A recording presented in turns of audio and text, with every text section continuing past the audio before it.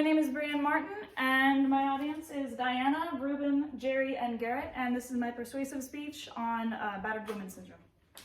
All right, so 1 in 4 women are actually victims of domestic violence, whether that be from our parents, from our partners, sometimes even our own children. It all stems from our childhood and our experiences. With our childhood experiences, our society's standards of the perfect relationship, and the cycle of abuse and breakups, we need to show compassion to victims of violence instead of being another negative influence in their life that will turn them to their abuser. The foundation for the cycle of abuse begins with our childhood.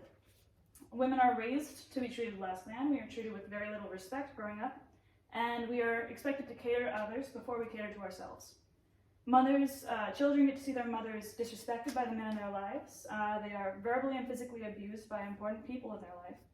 And as children, to rationalize this, we try to make it, or minimize it, for us to make it normal for ourselves, and ends up being normal in our future. Most people end up attracted to people who are familiar to them, and a lot of people end up gravitating towards people who remind them of their parents. For example, a lot of women end up going after men that remind them of their father, whether their father was loving, or their father was completely unemotional, or their fathers were entirely absent. Emma Glassman Hughes states, "You may base some of what you're looking for in a partner off of what you saw as a baby or a child modeled by your parents or guardians." Because of the destructive relationships we see growing up, it sets a tone for our future relationships. Social media tends to take some of the negative aspects from unhealthy relationships and idolizes them instead. Society normalizes unhealthy behavior, so people may not be able to identify that their relationship is dysfunctional. With this ride or die mindset, people end up miserable at best, but they're too afraid to leave their relationship. Some signs of toxic relationships could be passive aggressiveness, jealousy, gaslighting, self-victimizing, control issues, major insecurity, entrapment, and a lack of trust. As from Gabby Campos of the Massachusetts Daily Collegian, "A line is being crossed when you realize that you no longer feel like an individual and that you are being taken from more than given."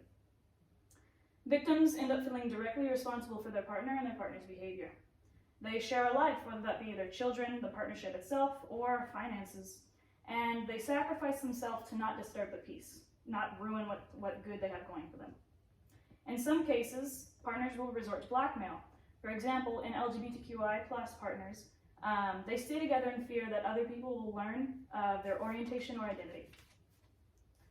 Because of the constant ups and downs of relationships, victims will find more reasons to leave, and in response to this, the abusers will enter the honeymoon phase following each incident, which is basically just they'll shower them with gifts, they'll love bomb them, and then they'll promise that, "Oh, I'll change, I'll be better, I'll be different."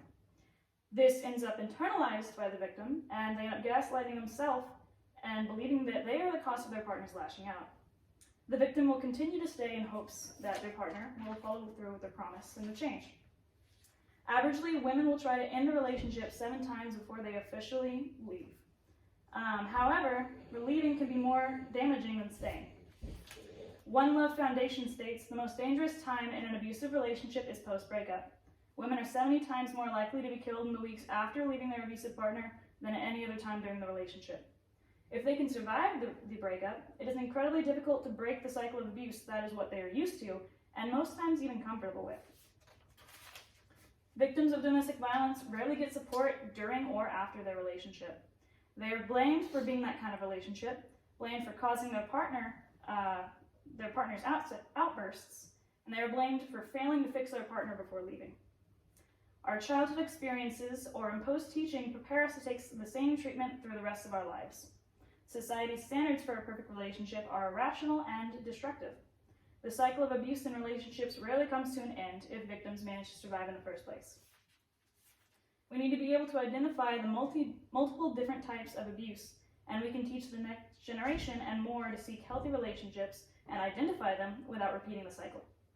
We need to support victims of domestic violence and be a constant they can depend on to stop the cycle sending them back to their abusers.